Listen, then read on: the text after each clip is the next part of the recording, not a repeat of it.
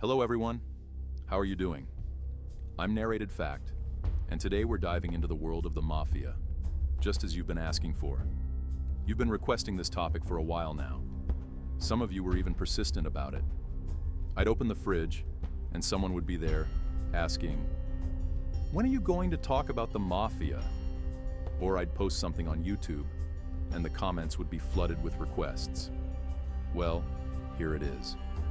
We've already made a video about the Mafia's hitmen, known as the Murder Inc., and today, we're going to talk about one of the most infamous mob bosses in history, Lucky Luciano. You may have heard the name, but today you'll get the full story. I think you'll enjoy this journey into his life and legacy.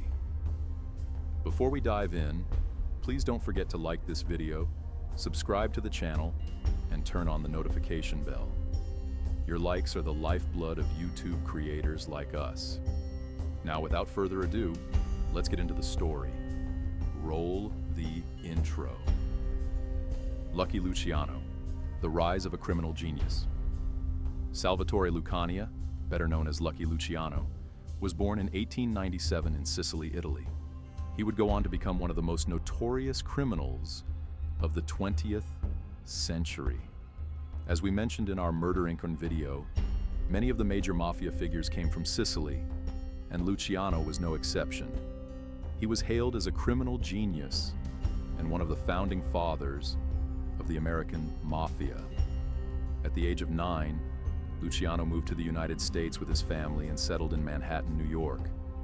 The city was home to many Italian immigrants at the time. By the age of 14, he had dropped out of school and started selling hats on the streets. It was there, among the hustle and bustle, that he encountered the world of street gangs. Luciano eventually formed his own gang and began offering protection to Jewish boys who were bullied, charging them 10 cents a week. During this time, Jewish immigrants faced significant discrimination in the United States. Luciano, though still a teenager, saw an opportunity to provide protection to these boys, and his criminal career took off from there. He soon partnered with Meyer Lansky, a Jewish gangster who would become one of his closest allies. Together, they engaged in various illegal activities, forming a powerful partnership. The turning point: prohibition and bootlegging. In 1916, Luciano was arrested for the first time for drug trafficking and spent 6 months in a reformatory. This experience further shaped his criminal ambitions. When Prohibition began in 1920, banning the sale of alcohol, Luciano and Lansky saw an enormous business opportunity. They entered the bootlegging business, smuggling and distributing alcohol, which quickly became a gold mine. During this time, Luciano caught the attention of Joey Masseria, also known as Joe the Boss, who was the head of the Morello family. Recognizing Luciano's leadership potential, Masseria recruited him as one of his enforcers. However, Luciano's ambitions didn't stop there. The Mafia Wars and Luciano's ascendancy.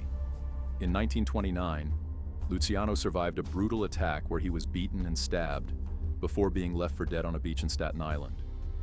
The reasons behind the attack remain unclear, but some believed it was orchestrated by Masseria himself, who saw Luciano's growing power as a threat. At the time, Masseria was embroiled in a territorial conflict with Salvatore Maranzano, head of a rival mafia family. Luciano, however, believed both Masseria and Maranzano were outdated leaders who held the mafia back. In 1931, Luciano orchestrated the deaths of both bosses, effectively ending the conflict and paving the way for a new era in organized crime. He consolidated power and established the Commission, a governing body to oversee mafia operations and resolve disputes without resorting to violence. Lucky Luciano's leadership and legacy. Under Luciano's leadership, organized crime became highly structured and professionalized. He created a vast network that controlled illegal activities such as bootlegging, gambling, and prostitution. His operations reportedly earned $12 million annually, and he maintained influence by bribing politicians, judges, and law enforcement. Many historians debate whether Luciano was more powerful than Al Capone. While Capone gained more attention in popular culture, Luciano was arguably more influential in shaping the mafia as an institution. He worked with leaders from across the country, including Capone in Chicago, to expand his criminal empire. An extremely powerful figure. Lucky Luciano was an incredibly powerful figure, essentially a boss of all bosses. He orchestrated the establishment of the 5 major organized crime families in New York City, and even built connections with Al Capone, the mafia leader in Chicago, Illinois. Luciano's influence and operations earned him massive profits in the world of organized crime. Living a life of luxury, Luciano dressed in expensive, elegant suits and resided in luxurious hotels like the Waldorf Towers in New York City, which was extraordinarily expensive. However, his lavish lifestyle and growing power caught the attention of law enforcement. The hunt begins. In 1935, a campaign to bring down Luciano began, led by Thomas Edmund Dewey, a prominent prosecutor. Dewey was determined to dismantle organized crime, not just as a matter of justice, but also as a stepping stone in his political career. Many prosecutors in the U.S.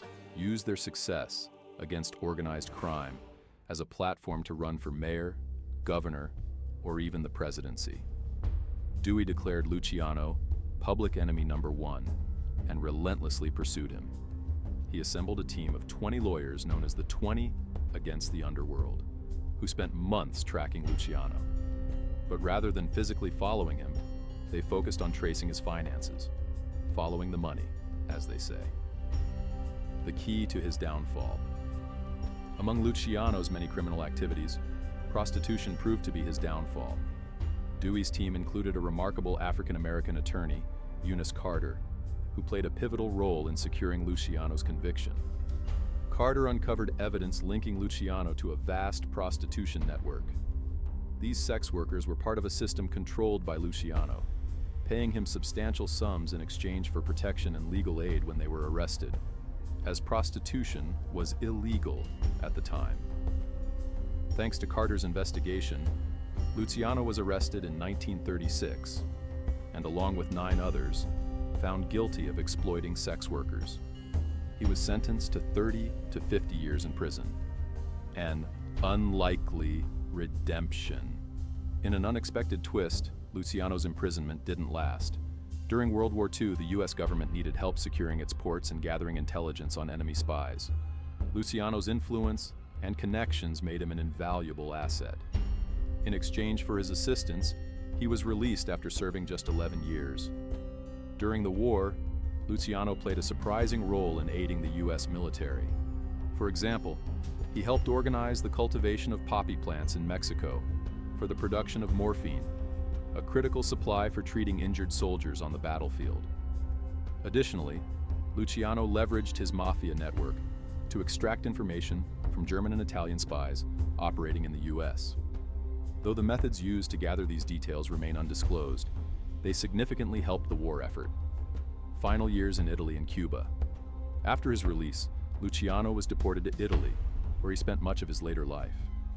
In 1947, he briefly moved to Cuba, drawn by its flourishing casino and illegal trade scene.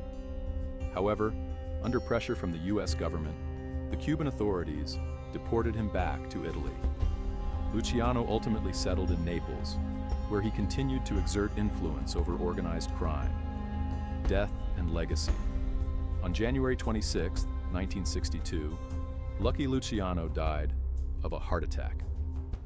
His funeral in Naples was attended by thousands of people, a testament to his notoriety and influence. Later, his body was transported to New York City, where he was buried and remains to this day. Closing remarks. That wraps up the fascinating story of Lucky Luciano, one of the most pivotal figures in the history of organized crime. If you enjoyed learning about his life and legacy, let us know in the comments. Which mobster or story would you like us to cover next? Don't forget to like this video, subscribe to the channel, and activate the notification bell. And if you can, consider becoming a channel member for just $4.99 a month to support our work. Thank you all for watching, and see you in the next one.